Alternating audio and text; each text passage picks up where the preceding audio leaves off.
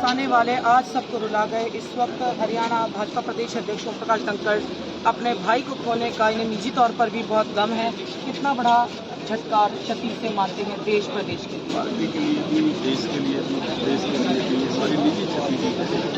कटारिया जी हम सबके मार्गदर्शन के अध्यक्ष में हमने काम किया और सदा पॉजिटिव रहते थे, प्रेरित करते थे। एक साधारण आदमी भी राजनीति कर सकता है, साधारण परिवार से आया हुआ कर सकता है, कम साधनों में कर सकता है। बहुत थोड़े रिसोर्सेज के साथ उन्होंने राजनीति पूरे जीवन भर की। ऐसा नहीं है कि राजनीति में आगे तो बड़े साधनों वाले हो गए थे।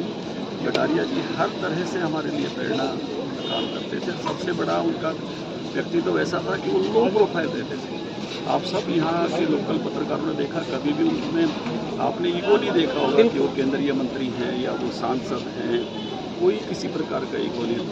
कितने भी तनावपूर्ण माहौल को एक चुटकुले से, अपनी एक गीत की कविता से, अपनी एक रागनी से कभी भी थे वो खुद भी लिखते थे। सारे माहौल को साधारण करने में, हंसमुख करने में उनका बड़ा योगदान रहता था। उनका सबसे बड़ा वैशिष्ट्य यही था कि सदा मुस्कुराते रहना, सदा लो प्रोफाइल रहना, अच्छे स्वभाव के साथ उन्होंने विनम्रता के साथ राजनीति की और सदा जमीन से जुड़े रहे, लोगों के भले के मुद्दे उठाते रहे। बहुत बड़ी क्षति हम सबके लिए। जिस मंच पे भी आप और कटारिया जी होते थे, लोगों में उत्सुकता रहती थी आप दोनों के जुटिल अंदाज को सुनने के लिए, हास्य व्यंग को सुनने के लिए। कुछ ऐसा कोई वाक्य अगर आज कटारिया जी तो हर मौके पर कोई ना कोई ऐसी बात जो कह देते थे। पहली मीटिंग में हमको कह दिया, जब हमारे अध्यक्ष बने वो, हम उनके महामंत्री थे मनोहर लाल जी। मैंने कहा मार्गदर्शन करो। बोला जो महामंत्री करेंगे वही मार्गदर्शन है, आप दोनों तय करिए कल क्या करना है। मतलब एक तरह से हर बात में उनका जो अंदाज था औरों से बिल्कुल अलग था। नहीं तो मैं हमेशा रहता तो इसको शायद मैं ज्ञान देने वाला हूँ, मैं बताऊँगा। उन्होंने कहा नहीं, तय करिए जो आप तय करेंगे। खोड़ में मीटिंग थी, वो चांदनी रात आज भी मुझको याद है। उन्होंने और भी कहा था कि चांदनी रात मुझे दिखाई दे रही है, मैं तो ज्योति चमार का लड़का हूँ, अपने पिताजी को याद करते हुए ज्योति चमार का रत्ना हूँ जी। और आप महामंत्री तय करिए, जो तय करेंगे उस पर रास्ते पर आगे बढ़ेंगे।